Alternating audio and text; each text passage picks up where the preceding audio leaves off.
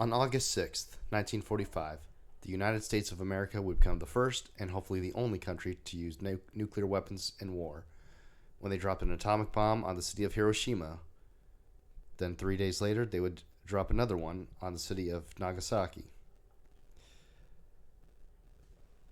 These bombings would lead to the end of World War II, but unfortunately, between 150 and 250,000 people died as a result of not only the blast, but the nuclear fallout that would come to follow.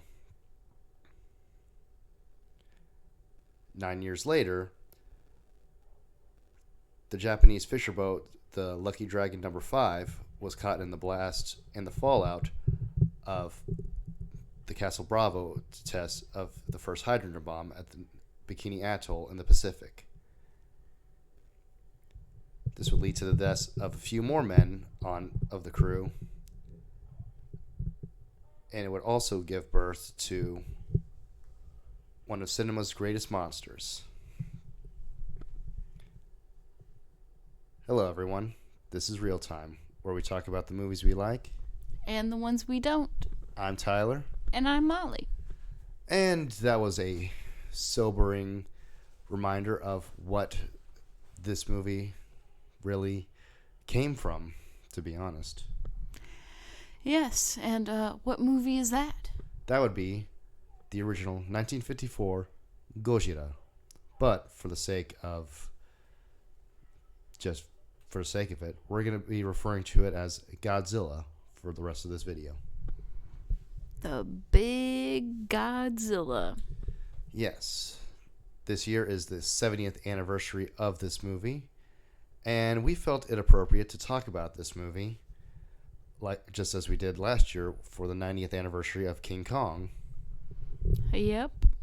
However, we're not going to be going as in-depth with different eras of Godzilla like we did with King Kong for a couple reasons. One being we don't really have the time to do so. Plus, there aren't very many movies that really keep the tone of the original movie, such as other versions of Kong did with the original. So, we're only going to be looking at the 1954 original and the 2016 Shin Godzilla. Yeah, there's a lot of Godzilla movies, and there's a lot of them that are kind of goofy, kind of silly. Most of them are pretty goofy and silly, but the original is not that at all. It's an entirely different monster, pun intended, that really deserves it really deserves a look if all you know from Godzilla is the more goofy, silly, and pretty fun recent movies. Yeah. The original is quite different, and it's kind of funny how these goofy monster movies evolved from this one serious movie that has a strong message. Yes. Now, the original was directed by Ishiro Honda, a veteran of World War II on the Japanese side. He took inspiration from King Kong, of course, when crafting this story. He, alongside producer Tomoyuki Tanaka, who was supposed to be making a different movie when this came up. Now, after 4 years with Toho, the company behind this whole franchise, the first film he was set to produce was a production with Indonesia. However, the Indonesian government did not grant work visas to Japan after all of the war crimes that Japan committed during the Second World War. As a result, the movie was scrapped, and Tanaka had to come up with something different. On his way home, he looked down at the ocean and thought, what if something came from there? Yeah, something like a big, huge, scary octopus. Oh. Yeah, the original version of Godzilla, who went through several different design choices. At one point, he was meant to be a giant octopus, which would later be used in the movie Dogora, but that's a different story for another time.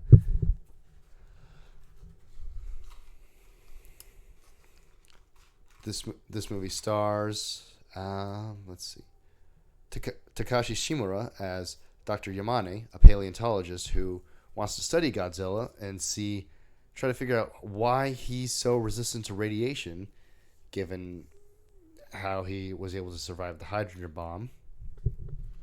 Yeah, he's a tough cookie.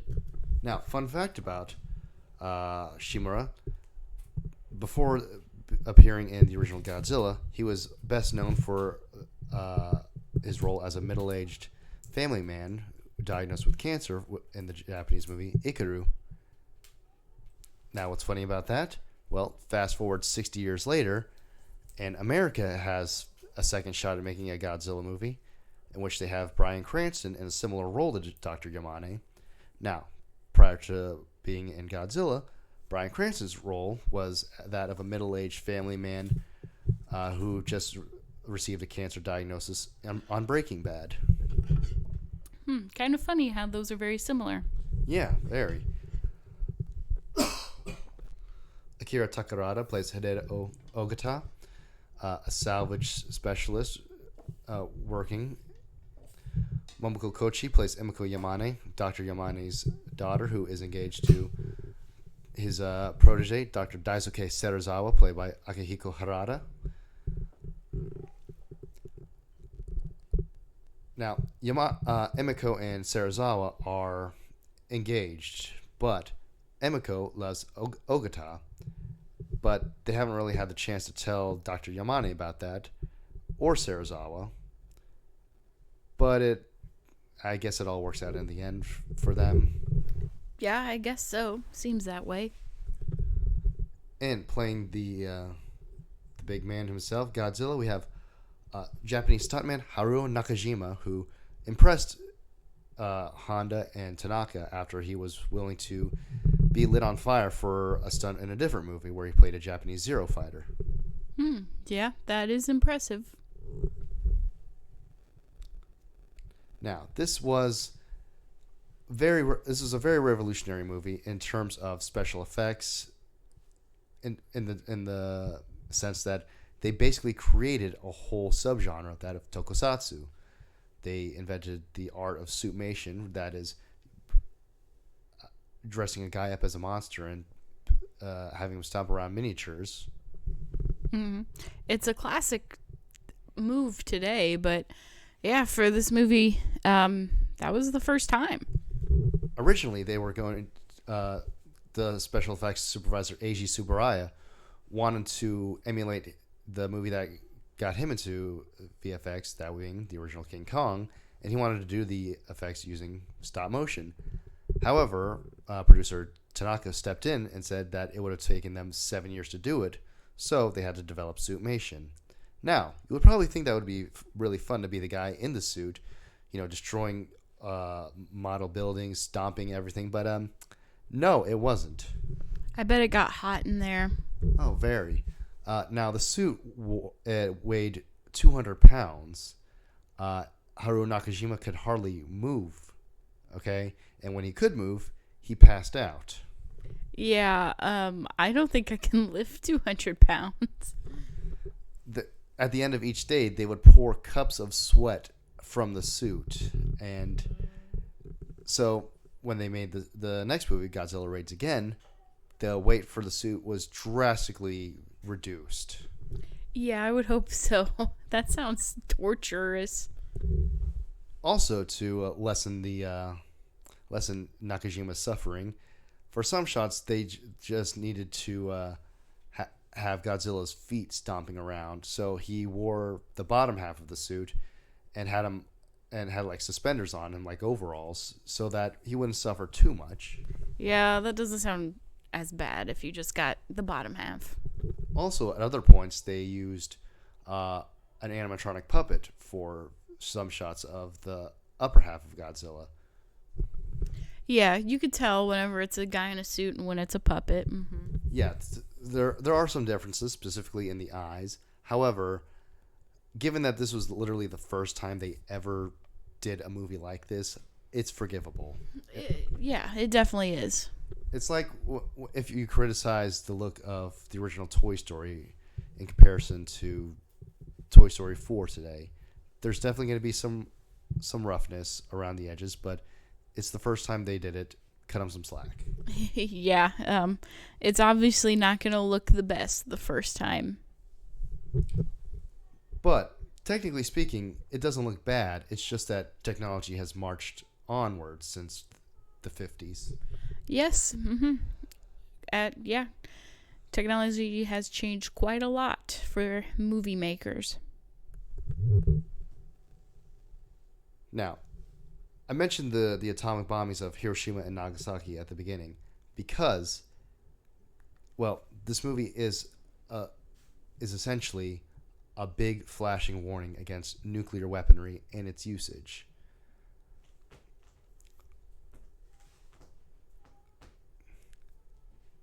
And we see this in a lot of ways. For one, in Godzilla himself, he's literally a metaphor for the bomb. He was born of the atomic age, and he has the scars to prove it. Those bumps on Godzilla's skin are meant to represent the scar tissue of the hibakusha. That's the name for victims of Hiroshima and Nagasaki. All right. I guess their skin would get bumpy. A bit, yeah. Yeah. And in some shots, when you can see Godzilla's head, it looks like a mushroom cloud, symbolizing what he's supposed to represent. Yeah. He does kind of look like that.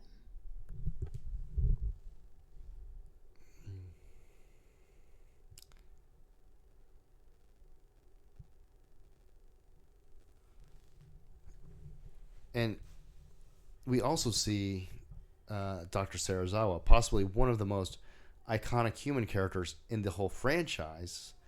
I don't think that's a very bold statement to make, considering some of the lackluster nature of most of the human characters in the Godzilla series. But he creates a weapon that can be used to stop the threat of Godzilla. Yep. Now, you can liken this to the Cold War going on at the time. The U.S. has the bomb, but so does the enemy. I'm probably injecting my own perspective, my own America's perspective onto this. So be it. Yeah, sure. But let's take things from a Japanese perspective real quick. At this point in the Cold War, Japan was in a precarious position.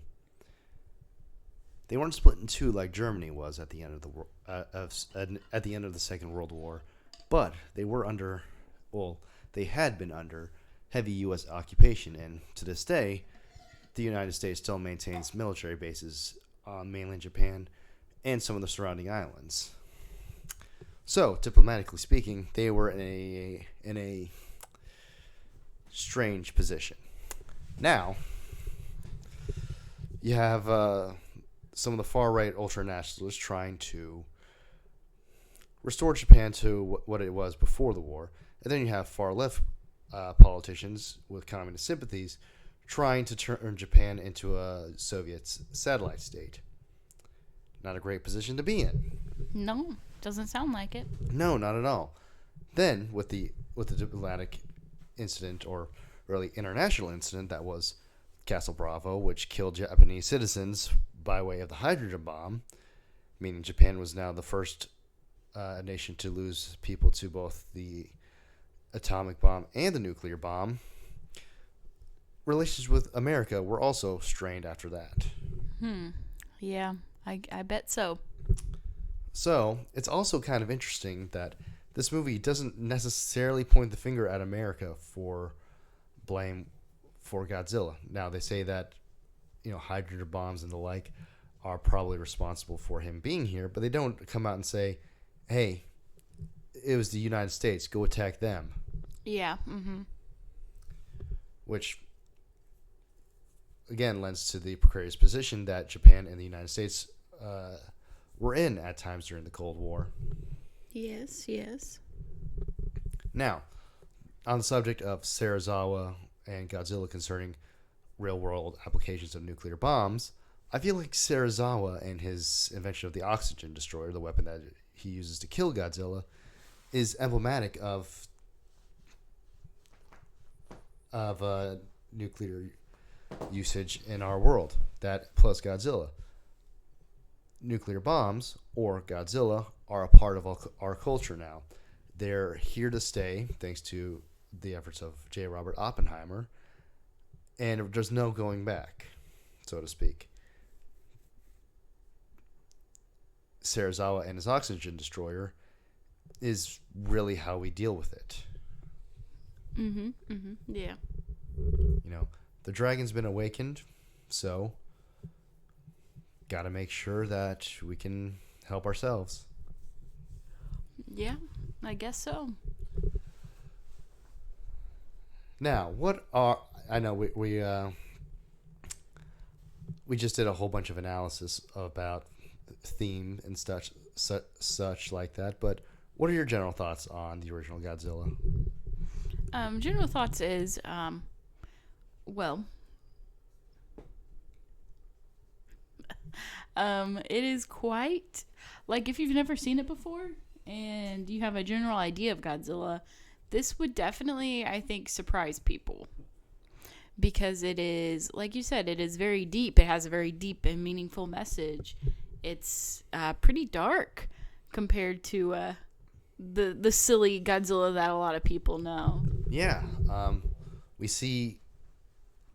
We at one point we see a mother and her children about to get crushed by debris, and she's just telling them that they're gonna see their father soon. It's just, and later on we see a woman on a stretcher die, and her daughter's just bawling her eyes out. It's stuff like that that really it really makes you uncomfortable, but in the way that the filmmakers were intending, I would imagine.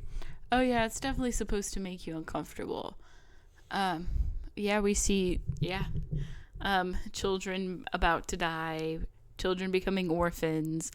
It's heavy stuff. Yeah, we see, and we also see.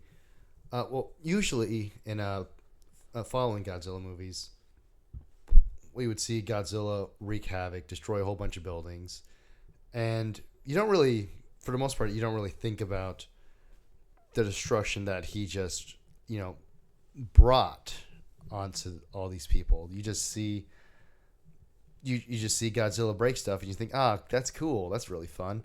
But here, it takes the time to really show you what these people are going through, and we see some absolutely hellish cinematography and destruction, which makes sense. These are the people who firsthand witnessed nuclear devastation to their own country, so it makes sense that they would have a pretty good idea of what happens when Godzilla would come through. Yeah, they know firsthand the devastation that an event like that could cause.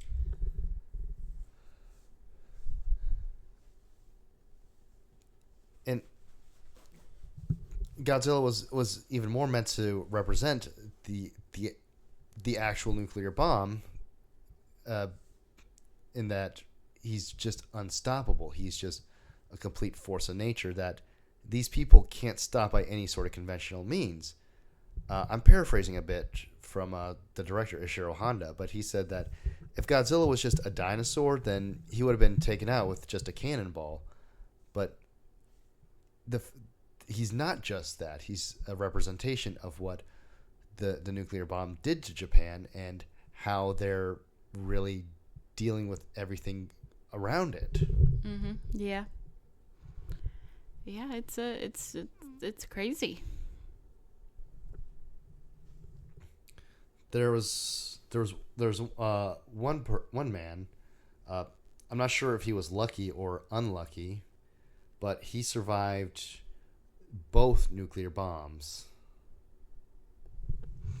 Yeah, I guess he's lucky for surviving, but kind of unlucky that he ended up in both of them. Tsutomu Yamaguchi, a 29-year-old naval engineer at the time, is the only person in history to have survived 2 nuclear bombs. That's pretty crazy. As I recall, the story was he was in Hiroshima for work, and he managed to get himself home to Nagasaki. Yeah, that's not good. Just in time to go through it all over again. That poor man. Yeah. Oh boy. I'm gonna see when. Let's see if. Yes, use your words. Yeah.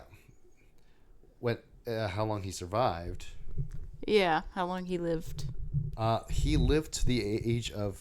Well, he lived to 2010, when he died at the age of 93. Wow. So he still had a long life after that. Yes. He lost hearing in his left ear after Hiroshima, and he went bald temporarily as a result of the radiation sickness he went through. Yeah. I mean, it really doesn't sound like he had it too bad.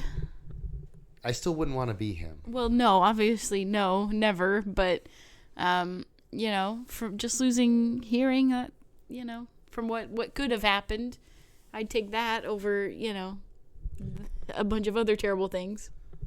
If you go to the city of Hiroshima today, you'll see silhouettes of people against walls on the streets. This is all that's left of those people after they were vaporized by the nuclear explosion. And they're still there? As far as I know. I didn't know. That's kind of... I don't know the right word I want to say. Curious? Sure. Now, look, I don't want to get too political with any of this, but I just have to get into it for just a brief second. Please bear with me. Oh boy, okay. So, these days, the decision to drop nuclear weapons on Japan has been criticized by quite a few people.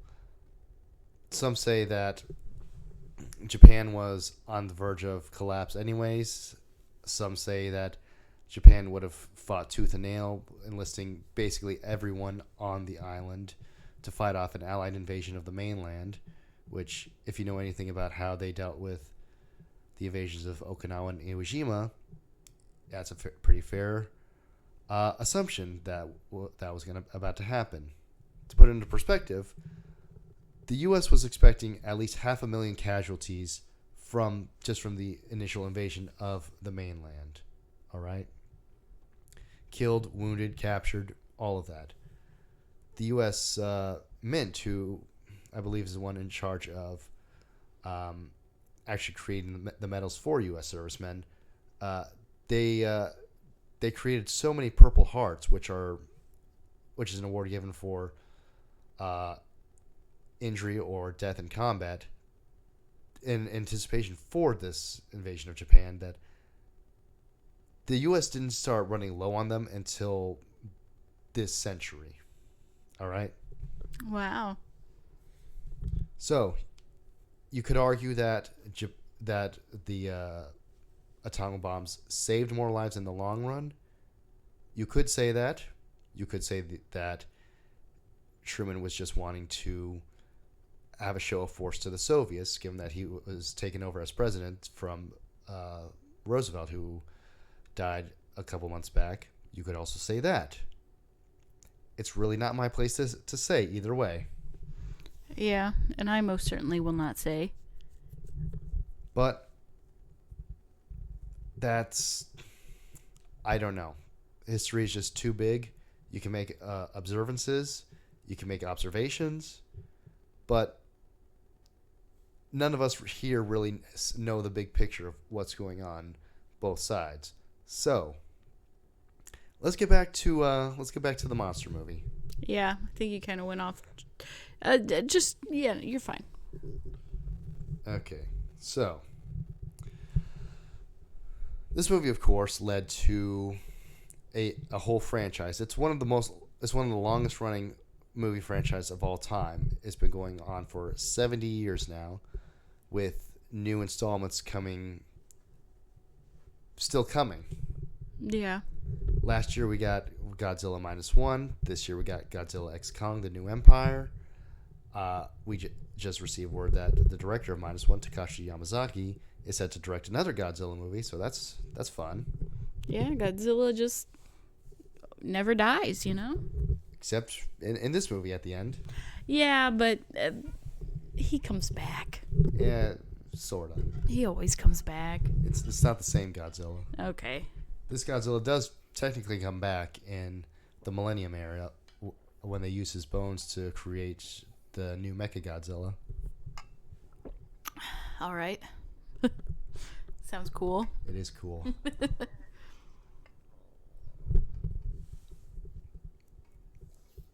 Now, this movie is also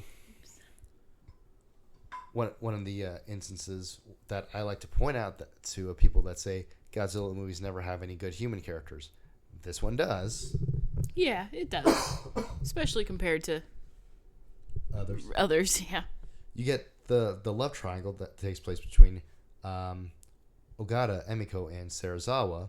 Serizawa, by the end of, by almost the end of the movie, he's realizing that he isn't losing Emiko to Ogata. He already lost her. Yeah. Mm-hmm.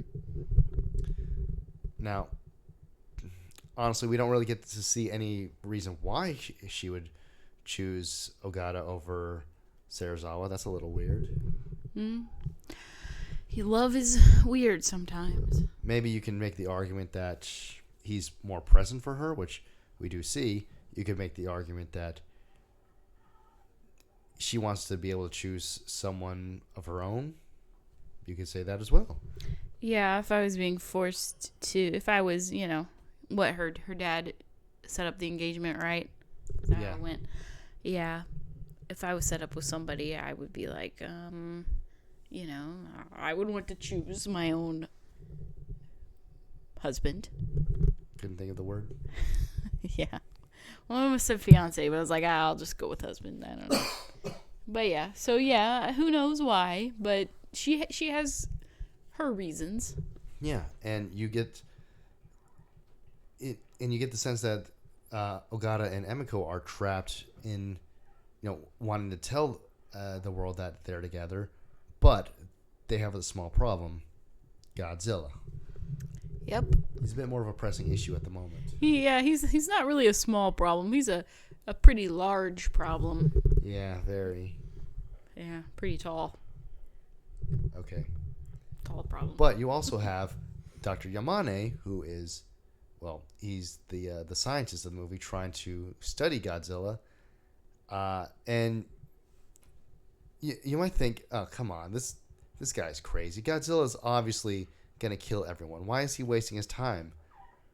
And I had that same complaint when we watched the original version of The Thing about this scientist wanting to study, The Thing, when everyone is telling him, hey, don't do that. He's going to kill us all. Mm-hmm. Yep. But here, I feel like it's handled a lot better because, one, Yamane, he realizes before it's too late that, yeah, they do need to get rid of Godzilla. He might be able to help us, but at the moment, it's not worth the risk. Yeah, definitely. And also, his character is a lot more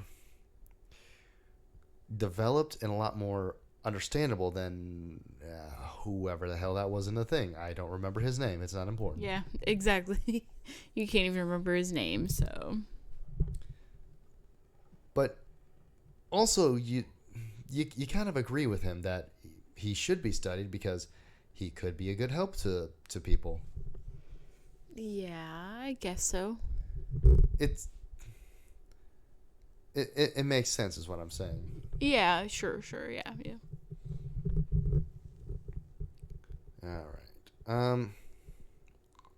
So to get Godzilla's movement rights, we're into trivia now. Okay, yes. Tell me some trivia. Haruo Nakajima would go to the zoo and watch how animals would walk. This is why Godzilla's posture has his hands sideways and arms closer to his body than extended. What animal was he copying? Like some sort of bird? It just says animals. Oh. Okay. Fair enough.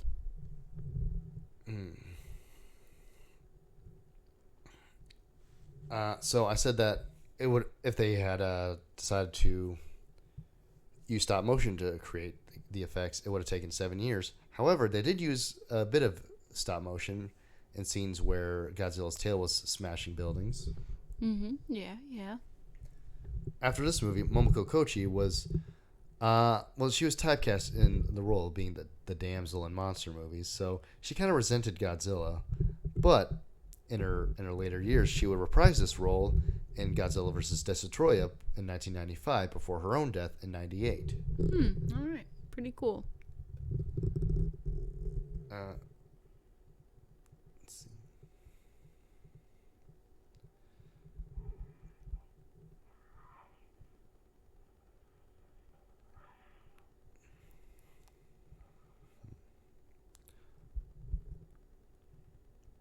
So the man who created the music for this movie, Akira Ifukube, was also a veteran of the Japanese Army during World War II.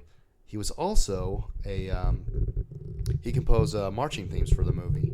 Oh, pretty Well, cool. for the Army, I mean. Oh, yeah, yeah. Still cool. At one point, he was hospitalized for radiation poisoning, and while he was in the hospital, he heard one of his marches being played by the occupying U.S. forces. Nice. Pretty cool.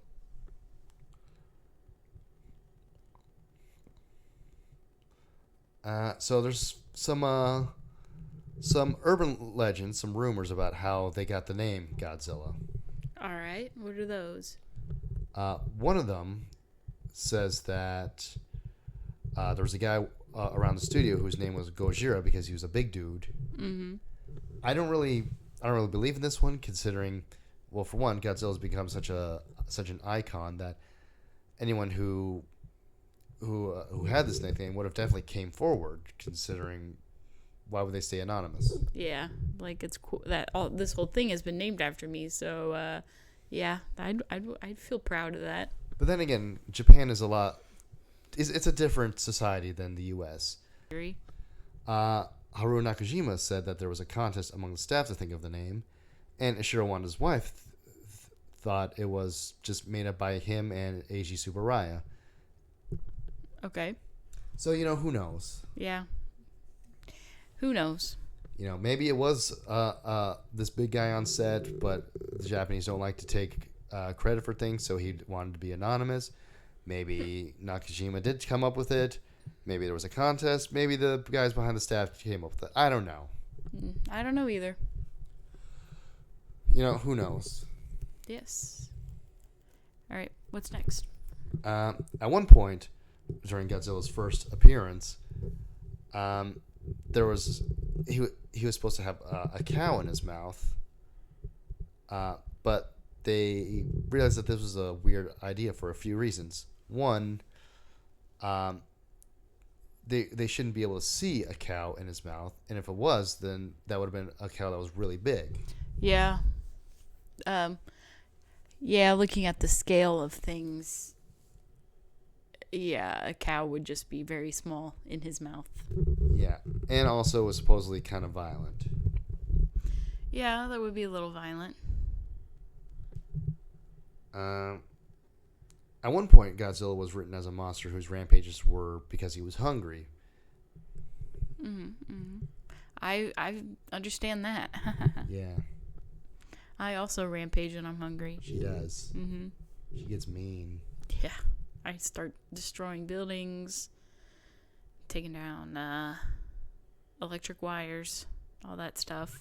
You stepped on me. Yeah. You beat me up. You punched me in the nuts, and then you sat on me. Yeah.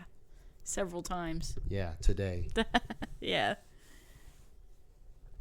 When coming up with Godzilla's roar, the crew they tried mixing in a whole bunch of animal sounds and all of that, but nothing really sounded right. Akira Ifukube, however, was the one who thought of coating a leather glove in pine resin and rubbing it on the strings of a double bass. Then they pitched it so it had a rumbling effect, and his iconic roar was born. Yeah. Pretty cool.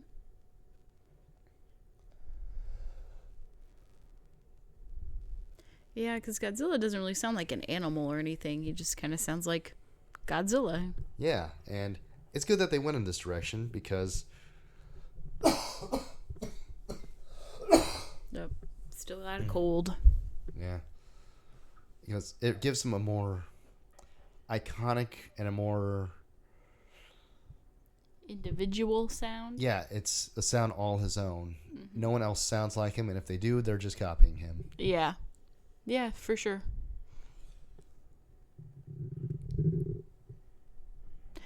Yeah. The sound is definitely unique to Godzilla. That's what I was thinking of. Unique. Yeah, that's the word you were going Yeah. for.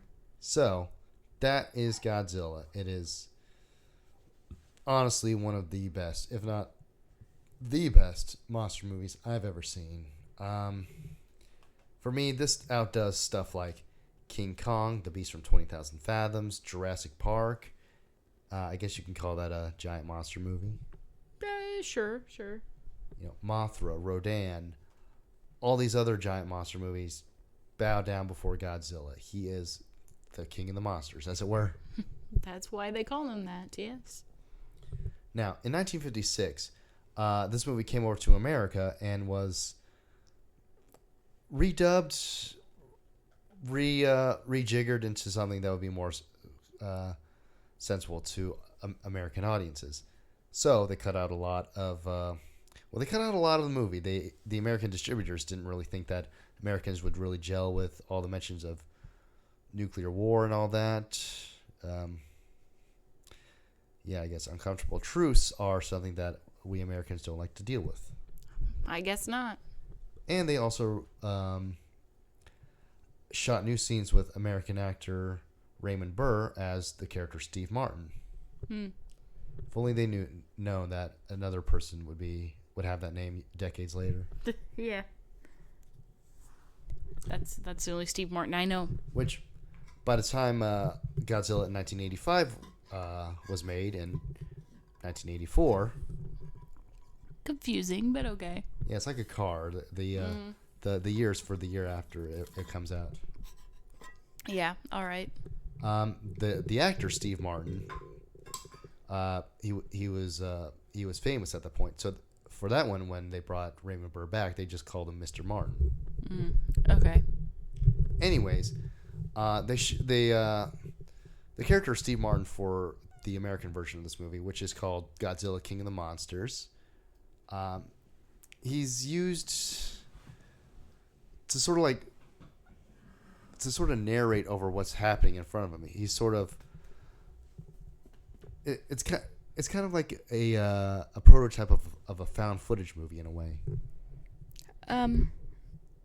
What do you mean? Well, he's literally narrating everything that he sees in front of him because he's a journalist. Oh, okay, yeah. And the American version of the movie starts with Martin on a bed after he gets into an accident with Godzilla. Okay. Then it flashes back to when he's flying into Japan to see Serizawa. All right, yeah. Now the way they cut Raymond Burr into the movie, it's not so bad. I don't mind that. It's just they cut out a whole lot of the message of the movie. Yeah, they certainly do. Now, more recent American dubs of Godzilla movies have kept the stories of it more or less intact, so that's good. Yeah. And I wouldn't say don't watch the American version because this is the movie that brought Godzilla to America, so it's important for getting people into the franchise at all. But definitely make sure you watch the original dub. Watch the Japanese version. Really absorb the message of what they're trying to say. And this movie is supposed to make you think. Let it make you think. Just absorb what it's trying to tell you, and you'll find a very interesting and a very engaging story. Yeah, you certainly will. That'll do it for today, unless you have anything more to add. No, you've talked about Godzilla for 40 minutes. Yep, and I'm going to keep going even longer because now we're getting into Shin Godzilla from 2016. All right, let's buckle up. Yep, buckle up, buckaroos. Okay. So this movie was directed by Hideaki Anno, best known for being the director of the '90s Neon Genesis Evangelion series, and that stamp is definitely felt in this movie. Yeah, because he uses the same music, right?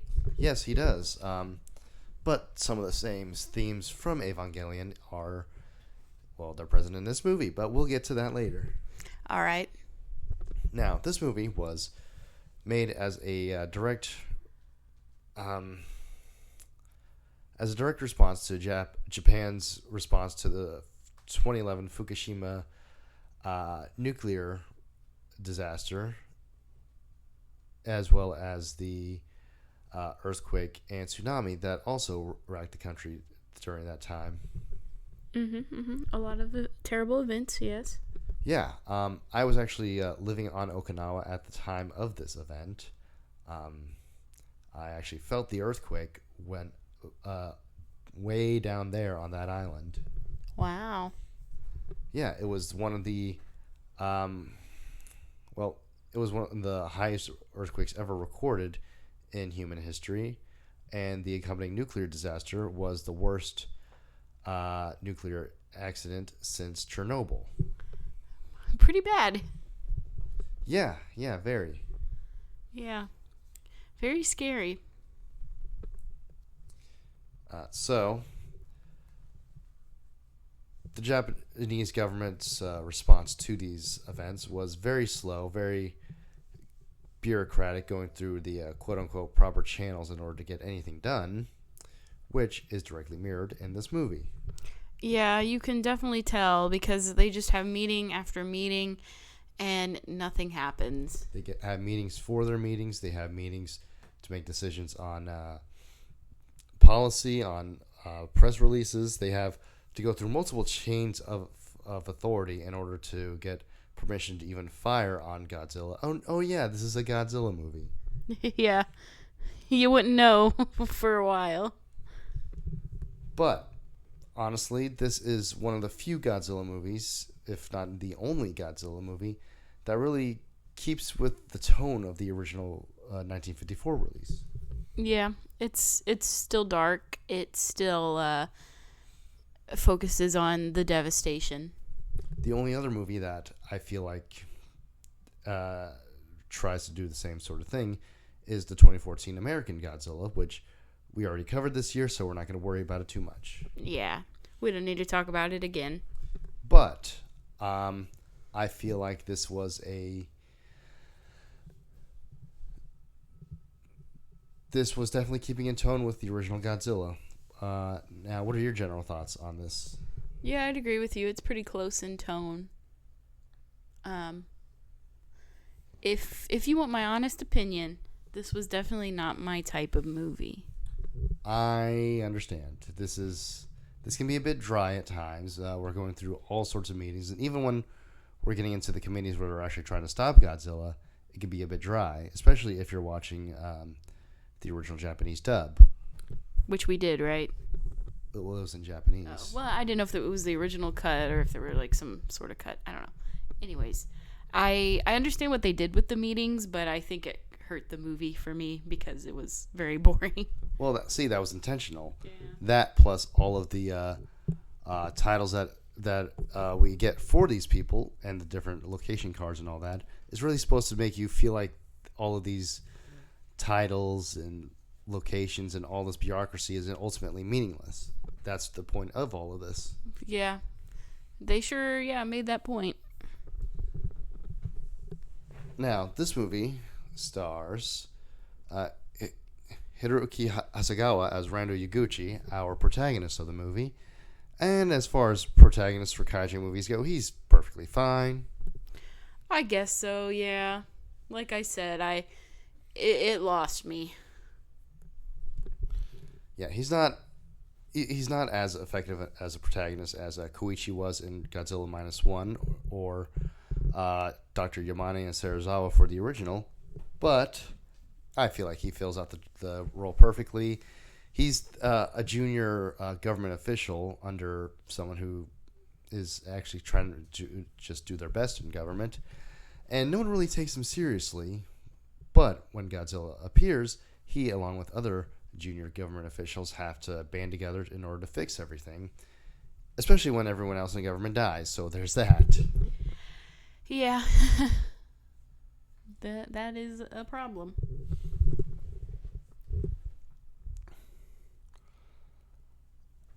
Satomi Ishihara plays Kyoko Ann Patterson, a quote-unquote American who has information on Godzilla that can help the Japanese government. Yeah, she's supposed to be American. When she speaks English, I don't really hear it. Yeah, she's definitely Japanese, because her American accent is very, it's a little rough. Yeah, is this how British people feel like when they watch Mary Poppins and hear Dick Van Dyke's horrible British accent? Maybe. It's okay. He just proves that the British people are doing it for attention, and they can just stop doing the accent when they go home. Yeah, all right. Yep. And I will also admit some of the side characters are really, well, they're not too interesting or really memorable. Yes, I agree with that. But I feel like the general tone and themes of this movie are worth more than the characters, if that makes any sense. Yeah, they're definitely more important and got them more focus than the characters. Yeah, for one, the guy we're all here for, Godzilla. We see him go through all sorts of different evolutions. We see him in different forms, and this wasn't even his final form, as we see at the end. We see him as just a water spout, some weird tail poking out of the water. We see him in this goofy-ass Muppet-looking form when he first comes on land, which kind of a funny moment there too, since when the Prime Minister is giving it when he's at the press release, the press conference, he's telling everyone, "Hey, it's gonna be okay. There's no way this monster's gonna come on land," and then he gets someone telling him that it came on land. Yeah, it's doing exactly what you said it couldn't do. Very a second plane energies there. Yeah, I made that joke. She did. Molly made a 9/11 joke. I did. Not Tyler, it was me this time. And it was funny, okay, in the moment. I guess you had to be there. It's kind of funny now, too. Yeah. Because that's what it looks like. You came in. Yeah, well, whatever. But, yeah, just the government is trying to cover their own asses all the time whenever, just try to keep the public calm. It doesn't work, though. Yeah, definitely not. They're all concerned about meetings as opposed to actually formulating a response to the creature, which happened in real life with the Fukushima disaster. They were trying to formulate, press conferences and meetings and public image, and they didn't come up with a actual response to the disaster until it was too late. Yep, that is a big problem. Now, back to Godzilla. He keeps going through different evolutionary changes. At one point, after he gets attacked by some bombs that actually hurt him from the U.S., he develops his atomic ray, which is a bit different this time around. It's more of instead of just nuclear fire, it's a more focused purple beam, which then becomes nuclear fire. And then we also get some nuclear beams coming out from his back, which I feel like is a more focused version of his nuclear pulse that we saw in the Heisei era. Sure, I understood that. And near the end, we see him firing his atomic rays from his tail, which this is definitely a design for a Godzilla. Yep, it sure is. Yeah, he's got Pixar mom thighs. His tail is as long as he is. He looks like absolute hell. this man looks like he's in pain constantly. Yeah, I wonder why they gave him such big thighs. I couldn't say. Because those are pretty big thighs. He looks like Butch Hartman designed him. All right, yeah. But yeah, you can really get the sense that this Godzilla's existence is nothing but pain and agony, and it's really an interesting way to go about this, because the original Godzilla was already a metaphor for the atomic bomb. This one is more of a metaphor for, well, nuclear energy in general with radiation, as well as a bit of climate change and just nuclear disasters, because you get the feeling that from this Godzilla that he's really more of a force of nature than most other Godzillas that have come before him. Absolutely nothing can stop him. He just keeps going. Yeah, he definitely seems more unstoppable. And you really get the sense that nothing can stop him, because you really don't get much emotion or feeling from him at all. He's as unfeeling as any natural disaster would be. Mm-hmm. Yep, that is true. And I feel like Hideaki Anno really injected some Evangelion themes in this movie, with themes of hopelessness, of trying to stop an unstoppable enemy, which I know these aren't strictly speaking Evangelion themes, but they are themes that these two works share. Yes.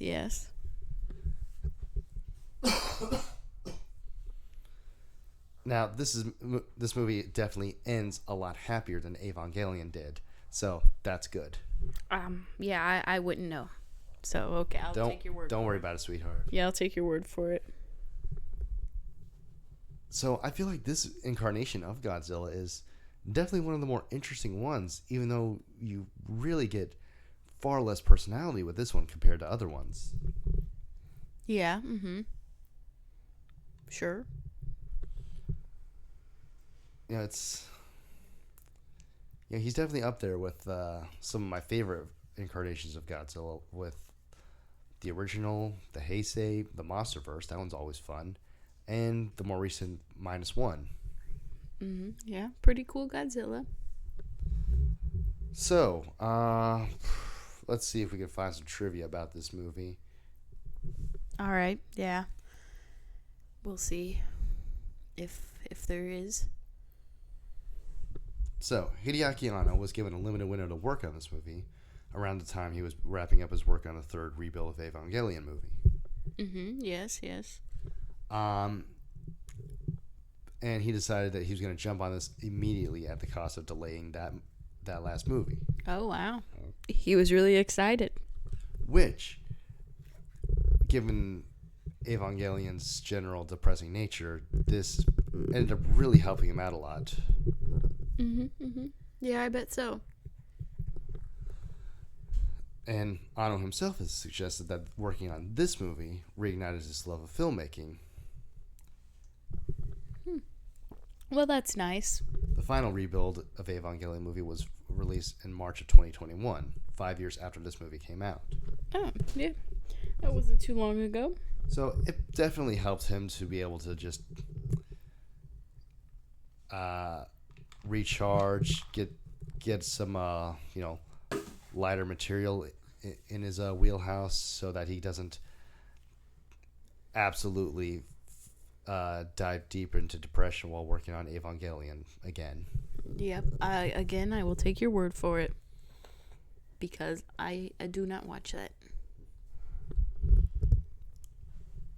Yeah, it's probably for the best.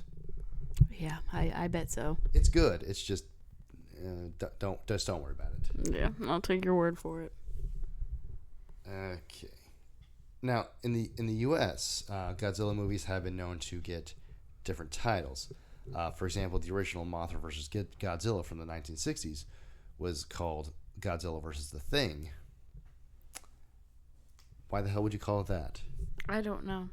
And the sequel, Godzilla Raids Again, was called Gigantus the Fire Monster. It's not Gigantus, it's Godzilla. Yeah, it's the sequel. It's in the name. I don't know why they would change it. Americans are silly. I guess so. We are Americans. Yeah. We're silly. Yes. But this movie got honestly a pretty cool title in America. It was called at one point Godzilla Resurgence, Yeah, that sounds fine. which makes sense given that this is the first Toho Godzilla movie in 12 years, so it's a resurgence of the character. Yeah, that makes sense. Let's see. But it's more commonly known as Shin Godzilla. The Blu-ray we got has Shin Godzilla on it, so yeah. Yes, it does. I can agree with that. I've seen it.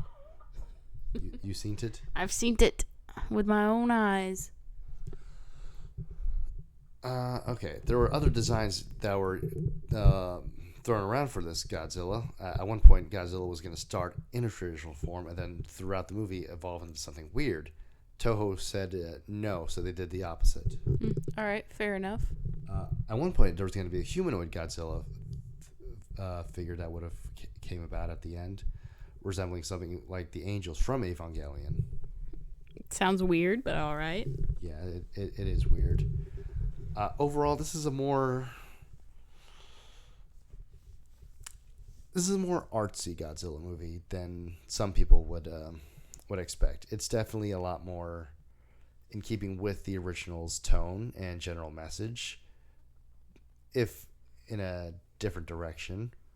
But I also feel like this is just a natural progression of the times. People worry about different things as the years go on. Yes, that's true. You know, we evolve and society changes, and we worry and are scared of different things. In fact, this was the first Japanese Godzilla movie to have no connections to the 1954 movie at all. All right. Throughout the different years, the different eras of Godzilla, they all had some connection to the original. Okay, for example, at the start of the Heisei era, with the return of Godzilla, or Godzilla 1985, as it's known in other territories, it ignored every single movie that came before it except for the original. Same thing happened with most movies in the Millennium era. They would always ignore everything that came before it except for the original. This is the first movie that said, no, this is the first in canon in this continuity. All right. Pretty cool. Now, I'm of course not counting the American Godzilla movies in this sort of thing because, yeah, of course they don't consider the 1954 one. Yeah, that makes sense. Which I feel like this was a good direction to go. Godzilla -1 took this direction too. It takes place before 1954, so makes sense that it wouldn't have that in continuity.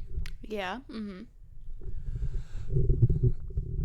But yeah, I feel like this was a great direction to go in, and it is something that I wish they would follow up on. At one point there was a plan to make a sequel to this movie, and I suppose they could still do it, but honestly, I'd rather see a follow-up to -1 than Shin. Yeah, I'm a bit indifferent, but I did enjoy -1 way more than this one. So Yeah, me too. yeah. You know, -1 is a top 2 or top 3 Godzilla movie. Shin is top 10. Okay. Like I said, this was not my type of movie. That's okay. That's understandable. But what did you all think? What did you think of the original Godzilla and Shin? Well, I don't know. Well said.